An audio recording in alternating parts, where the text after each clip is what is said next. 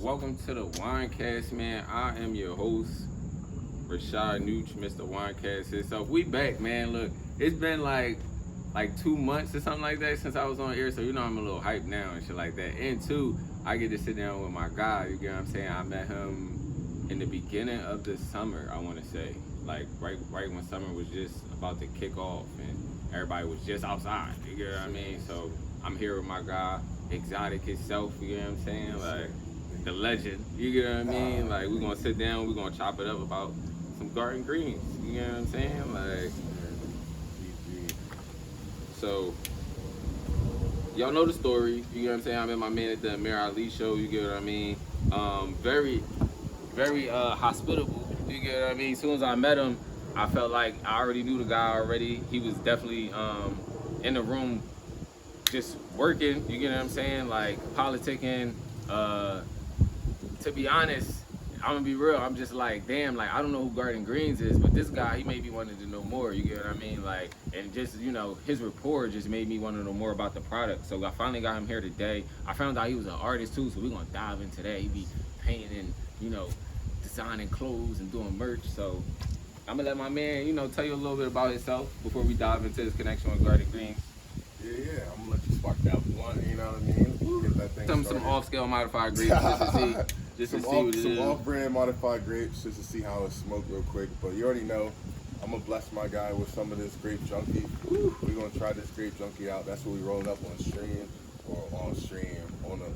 podcast. And we also gonna try this rainbow guava. Honestly, I haven't heard of the rainbow guava. So yeah. So this is what we're gonna do. We're gonna both roll up the rainbow guava. I'm gonna give you some grape junkie for the first one. Like, trying to, but this rainbow guava is some top tier. Like the taste, the nose, it's checking all the boxes for me. Okay. Yeah. It's personal preferences. You know what I mean? Because cannabis does everything something different for everybody. So the products that you bought today, are y'all testing them out to see when y'all want to roll them out, or like how's this going about?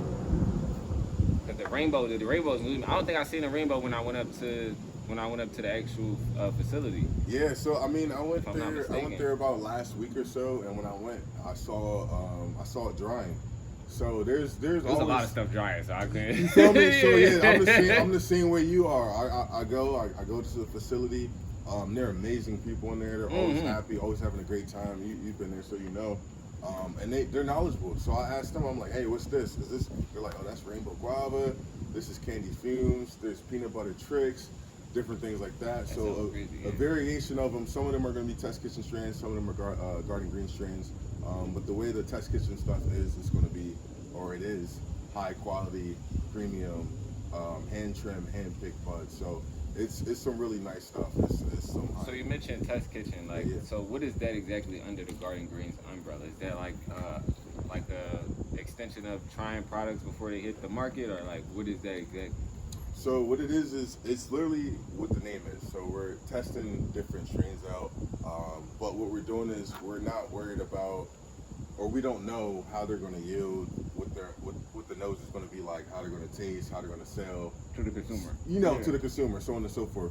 So we're literally testing strains in our facility. So what we do is we're growing these strains, and the way that we named them on the jar, you'll see it's literally just the cross. Like there's not a name. When we post them on Instagram, there is like a little ghost name that you'll see. So for example, we have one called papaya, which is like papaya. But if you look, when you buy it or purchase it, the jar will say Citron #1 crossed with ice #1. So that's what the jar will say. And so they're getting it in the test kitchen jar. I don't know if y'all seen that before. It's a black and white jar. It says test kitchen across the front of it. These are the official Garden Green packages. You might have seen the Garden State Banana. You get what I'm saying? Packages, the yellow ones, but also the green ones, the Garden Green ones is actually out. But if you're getting test kitchen, he's saying you're going to get it in the black and white bottle that says test kitchen on the front, which is a bit. If you've seen the bottle, it's a nice. It's a crazy size bottle. You get what I'm saying? I'm thinking about running. What does that weigh up to? Each bottle? So just 7 grams. 7 grams a bottle. 7 grams. That is heavy nugs. The other cool thing about it is that once we drop, so once they sell, that's it. Like that's those 3 strains. You're not going to see them again unless we decide like, hey, this is like my fan favorite. This Got yields a you. lot. This That's is smart. something crazy. So it's all exclusive strains. All exclusive once strains. that one strain sells out, it's a new strain. Exactly. So it's like, I don't know, if you're a sneakerhead, Mm-hmm. you know when that shoe drops, you You gotta enjoy go it, get yeah. it. You know what I mean? You're like, oh, I really want that one, or I might pass up on this one, but just know when the drop comes, it's gonna be something new, something different. What has been your, if you can say, top 3 from Test Kitchen so far?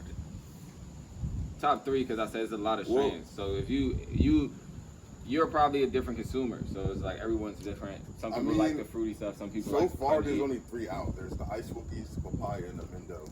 Okay, the Mindo, I think I've tried the Mindo. We've had the Mindo actually is more.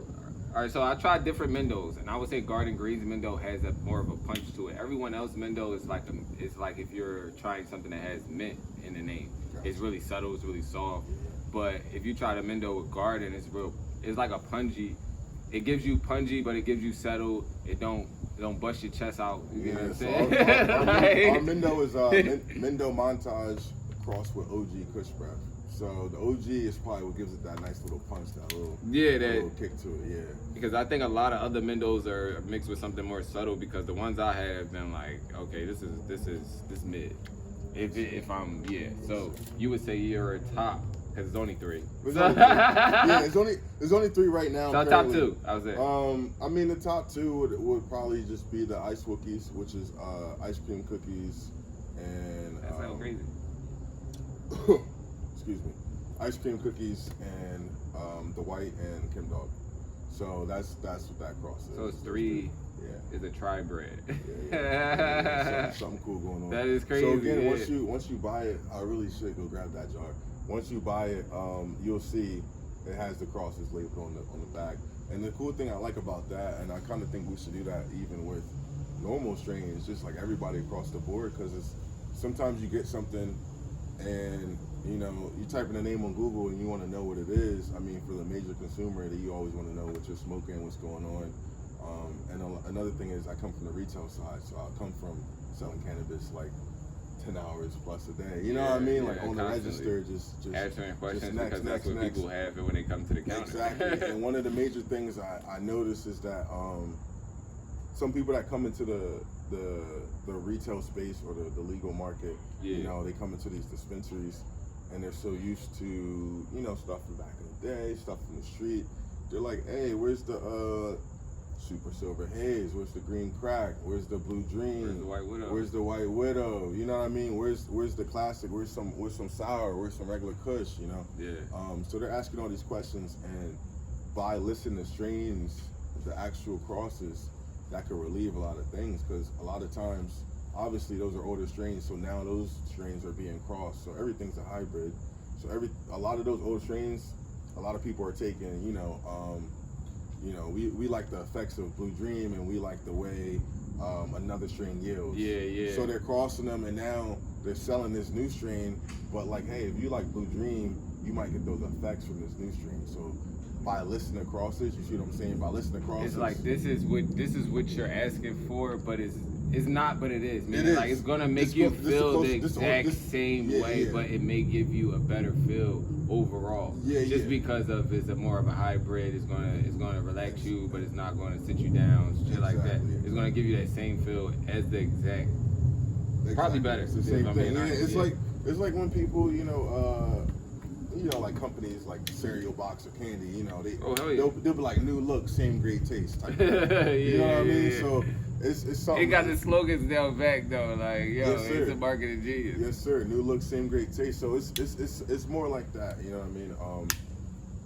That's how these strains are. Like people are like, oh, I want this, and it's like, yeah, you could. It's pretty hard to find just that pure single thing. One thing, yeah. Exactly, but this is a weird question. Not to cut you off, but this is a weird question that I just thought of just now.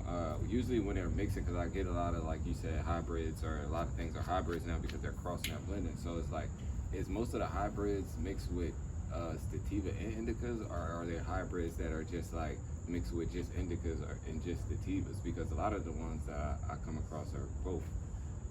It's like a mixture of hybrid mixture of indica and sativa. I mean, so ideally or realistically, the indica. It's a weird question, but no.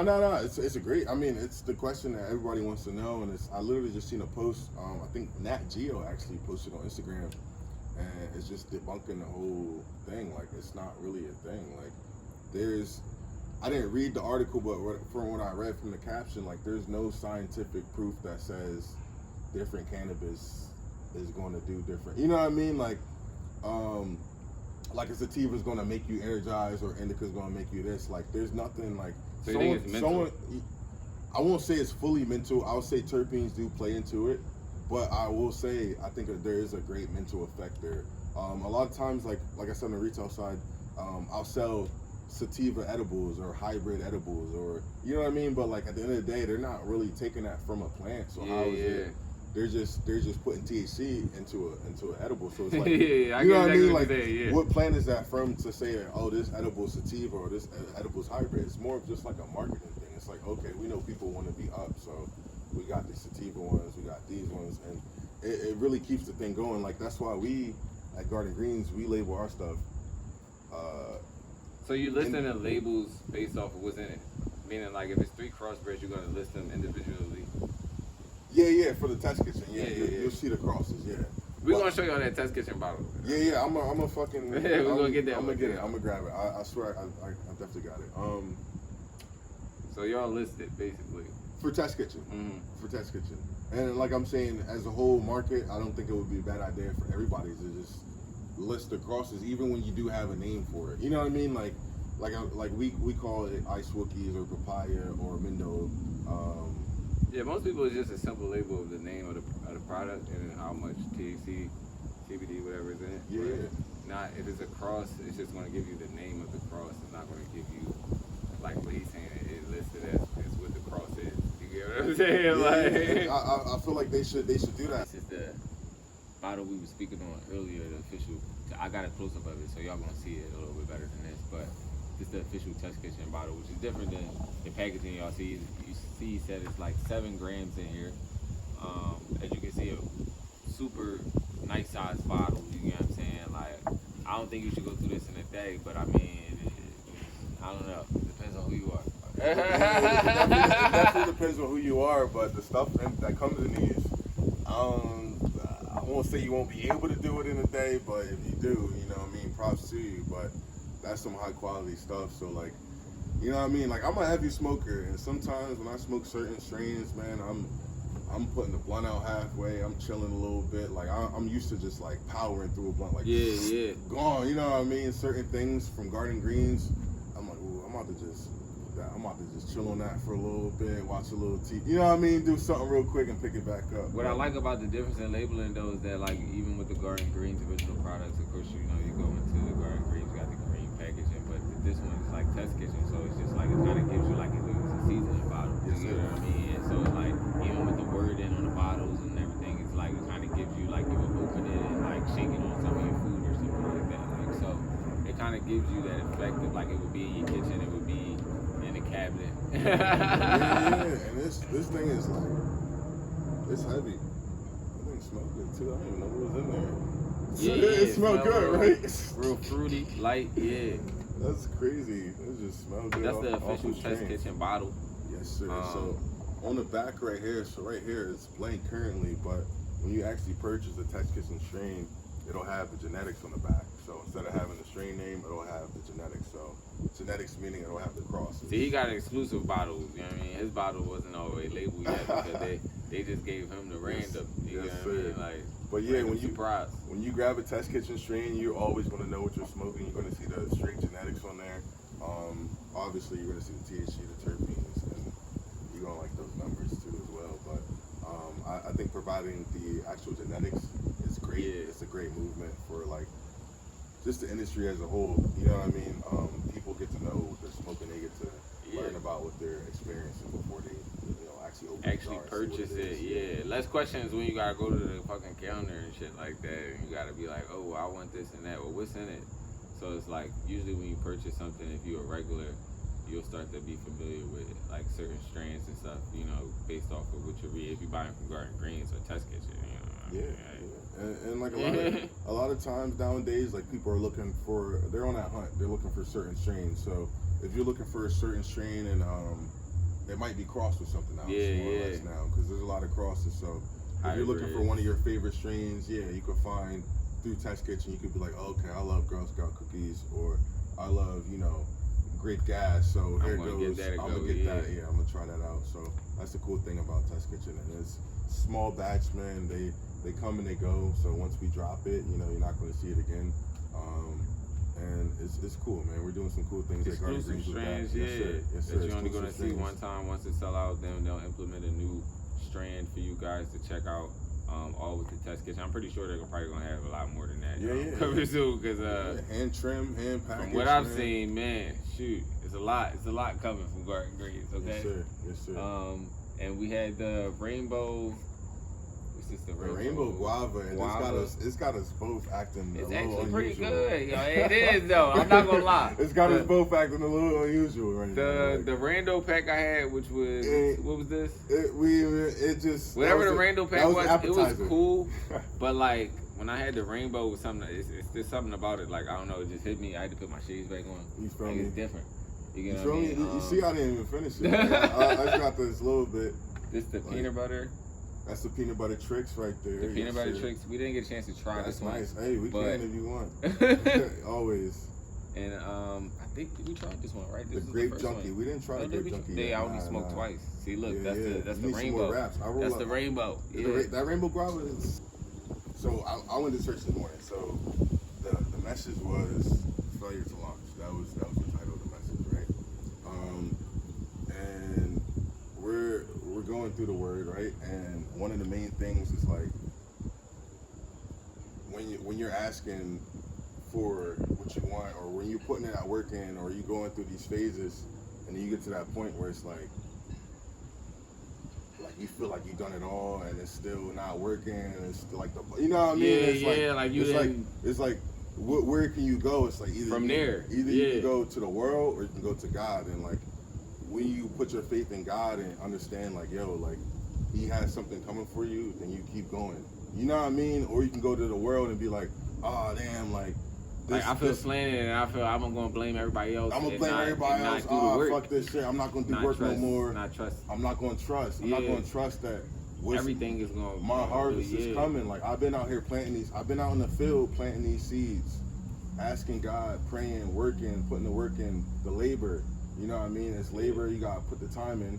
It's the time that gets people. Like everybody, like some people don't want to plant the seeds. Obviously, a lot of people are lazy. They don't want to do it. But the people that do plant the seeds, the next thing is the time and the patience after you plant that shit, and believing and having faith that some shit's gonna sprout. You're gonna get your harvest. You know what I mean? It's like you just gotta keep going with the same mindset that that's you what had, I had to realize mid like coming back in 24. Like the crazy part is I was like in the beginning of the year, it was like a lot of personal life shit happening, but like I was still trying to like come back and do music shit and still try to do podcasts, and I was just like, you know what, this 24 I'm gonna just take as like it's now or never. It's all or nothing. And so like you said, when I started punching through, not thinking about nothing, just focusing on like, to be honest, it was like for me, a lot of stuff just wasn't fun no more. I had to start having fun with it again. You get what I mean? Like, if I wasn't having fun with it, I felt like, yeah, I was still creating good stuff, but I didn't feel good about it because it wasn't like with the people I wanted it to be with. It wasn't, you get what I'm saying? It gave me the same feel that I felt like when I was originally starting out. You get what I mean? And so when you get so far from that, you gotta kind of dip back into like, all right, well, without all of that, who is you? You get what I'm saying? Without all of them people, you feel like you getting all of that from who the hell is you? And so I had to start standing out, you know, on certain things in 24 and just be like, you know what?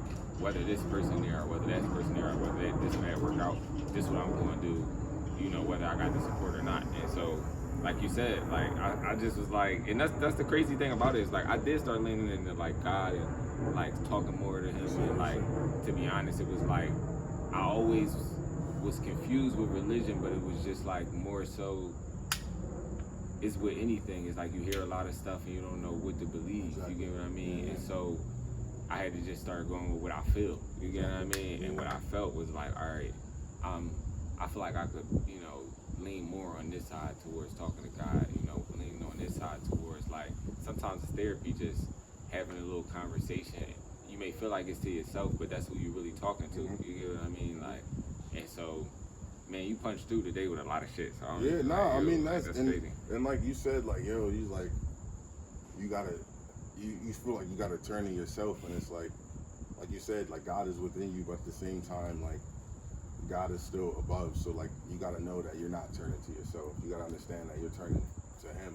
And it'd be so weird though, not to cut you off, it'd be so weird because it's like you probably had this in, I don't know when you started going to church again or if you always was in church, but like I had certain people be like, oh, you should start going to church or you should start like, you know, like God to lead. Like I had so many like mentors that just was like telling me just to, you know, lean on God and have more faith and things like that. And I, like I said, I wasn't always into it like that. And then I just was like, something just clicked. Like, I don't know, you hear things a lot, you grow up a little bit more, you like, like these right. You get what I'm saying? So what clicked for you? It was like, what was going on in your life? I'm saying like. What happened for me was I've never been religious, like honestly, up until like probably like the last couple of years. I feel like I'm a like when I was younger, I hated going to church. I didn't want to be there. I wanted to do, you know what I mean? Like I didn't understand what was going on, and like you said, you hear so much, you don't. Everybody's telling you these different things. There's all these different religions, and people are telling you this and that. And you hear so much, but for me, the start of it, I would have to say, was COVID. You know what I mean? COVID is where everybody sits down and they figure out. You sit like, with yourself. You sit with yourself. So that's when I was like, you know what? I kind of want to date. Because like prior to that, I wasn't dating. Like I wasn't giving. You just focus on things you wanted. Focus on, yeah, exactly. So through dating, after like a relationship is when, or like probably like towards the end of a relationship is when I like went back to church because like I felt like I could be better. Yeah. You know what I mean? Like I felt like there was something that wasn't fully there. Like, you know, I like when people blame the relationship on one person, but you feel like, okay, it was some shit there that I didn't. Everybody plays their part. You felt like it was something you could work on after that. Exactly. Right? I'm a very accountable person. Like I'm a very like. When I was younger, like I was a class clown. I'm a funny, you know what I mean? I'm a class clown. I like that. I like to have a good time. Like I'm chill, but I like to have a good time. So like I would get in environment. Yeah. I would get in trouble a lot. You know what I mean? I like to. What it is even now is I like to keep the vibe up. Mm-hmm. So like if I'm at work, whoever I'm around, whatever, I like to keep the vibe up. Granted, if there's somebody there doing that already, I'm chilling. You good? Yeah. I'm like, all right, somebody else got it. What do I say? But if the vibe's down and nobody else could do it, I'm gonna do it. I know I can. You feel me? I want to bring the vibe up. So you know, I would get in trouble a lot in school.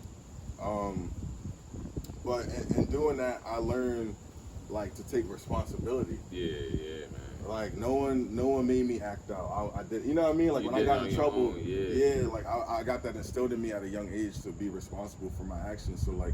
In any situation, I'm always looking at, like you said, like even in a relationship, like what could I have done better? How was I? Where was my mindset at? Well, how did shit get this way? You know what I mean? And also being in a relationship, like being a man, you understand, like I'm the leader. So like, granted, like you know, there's shit that happens, but like for the most part, it's on your shoulders. You know what I mean? Like you gotta be self-aware. You gotta be self-aware, and you gotta know that hey, I'm steering this thing. You know what I mean? Like I'm in charge of this thing, and that's the Rainbow Guava.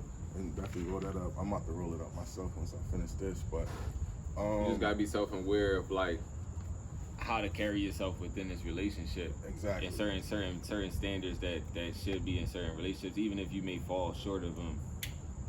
Be knowledgeable of that. You know what I mean? Like, and that's one thing about like God in the Bible is like that is, you know, when you play a game or when.